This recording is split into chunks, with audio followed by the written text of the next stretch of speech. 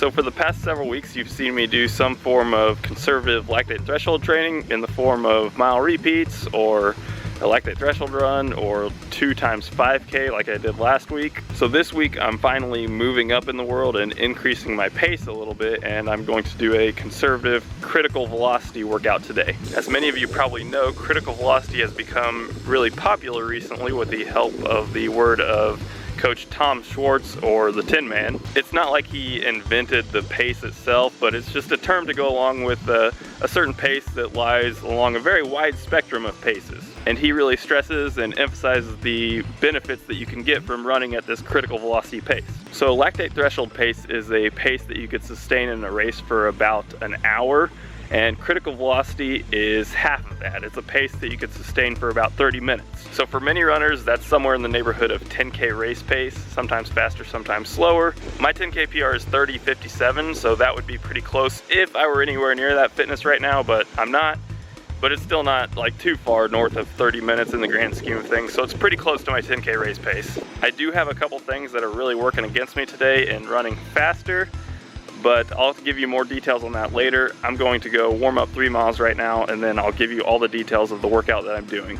Okay, so the workout is 6 times 1K at critical velocity with 130 rest. I'm probably gonna try to jog around for most of that rest. And then I'm going to take probably, I don't know, 3 minutes rest after the last one, and then do a couple 35-second strides, long strides I'll call them, just like mile race pace, just something to get the legs going a little bit. I hear that's something that the Tin Man is really big on as well, is multi-paced workouts. So I'm gonna hit up some critical velocity pace followed by some mile race effort. And speaking of effort, I can't emphasize this enough that you need to adapt to your environment. So like I said earlier, my 10K PR is 30:57, but I'm nowhere near that right now. So because of that, my critical velocity pace should be at what my current fitness is.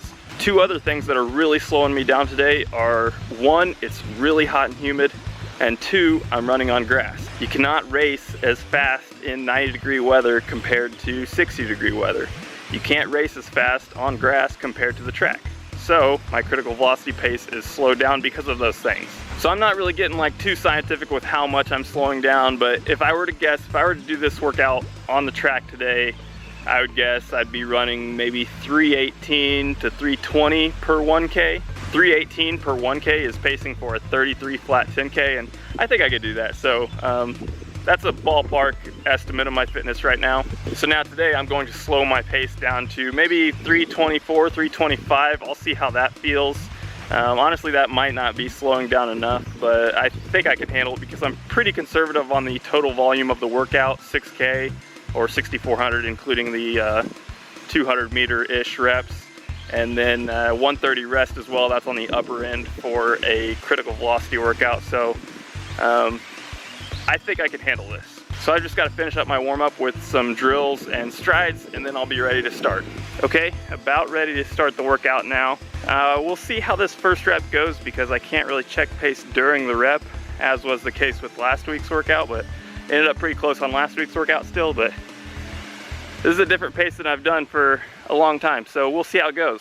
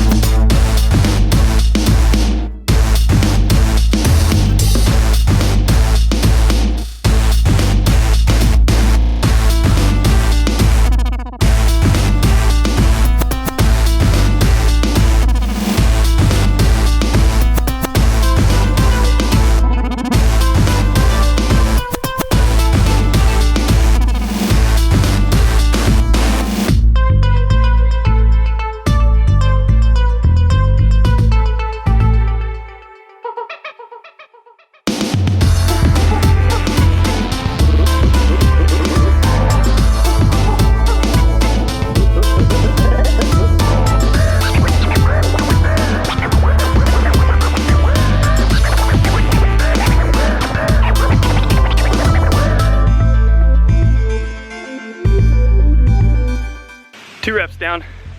1K reps feel really short right now, so that's good. But I think that effort's about right, 327, 326, so I'm just gonna try to keep it there for the rest of the workout.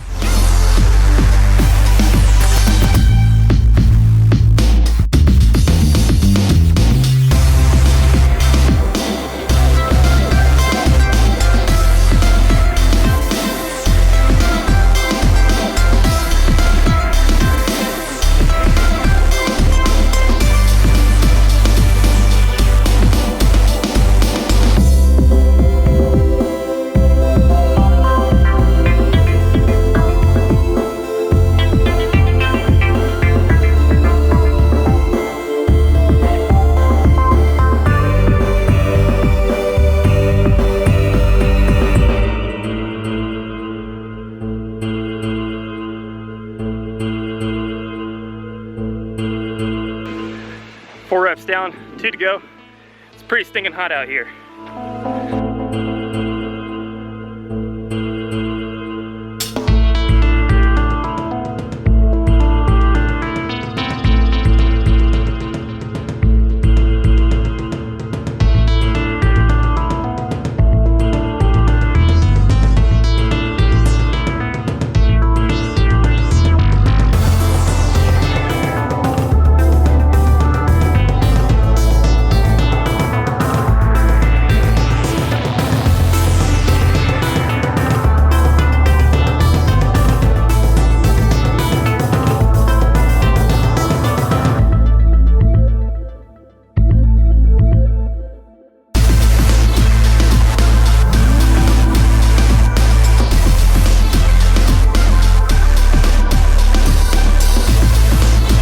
So I finished up 45 seconds ago with my 1Ks.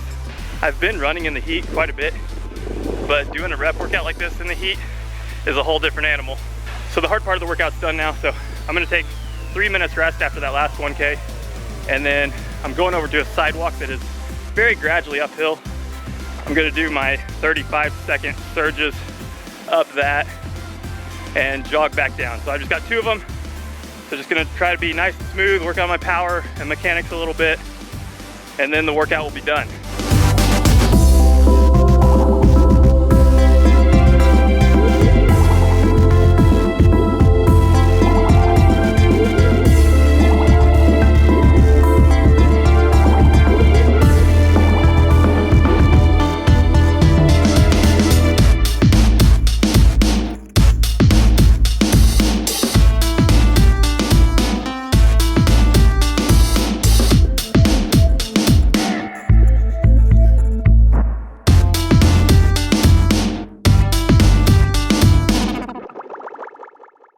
So I'm not gonna lie, after the first and second reps, I thought this workout was gonna be a breeze, but man, that heat caught up with me quick.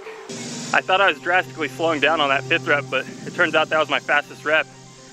And I thought I was gonna maintain that for the 6th rep, but then I slowed down. So not quite in total control of my workout today, but I think it's still a successful workout. So I'm gonna go back to my car right now. I'm curious to what the heat index is, so I'll let you know. So there you have it. We broke into triple digits for the heat index, so that was pretty rough. So that was 3 miles of warm up, about 4 miles of workout volume, and I'm gonna count all the recovery jogging that I did as 1 mile. So I'm at 8 miles for the day so far. I'm gonna go cool down for 2 miles, and then I will be back to recap the workout.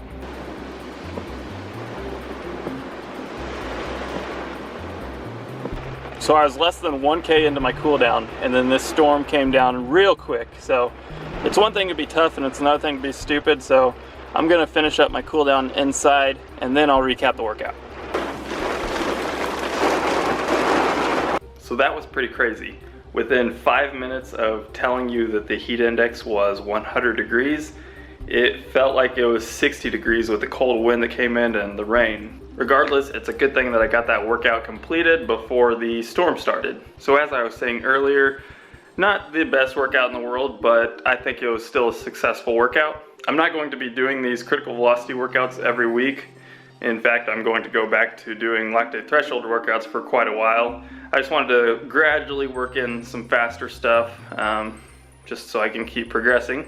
I think it's valuable to work on all different paces in training at some point in time, but the lactate threshold stuff seems to work really well for me, so that's kind of what I'm sticking to right now. So that'll do it for this workout video. I'm actually in the middle of a week-long training video, so you'll see that sometime early next week. So I'll see you then.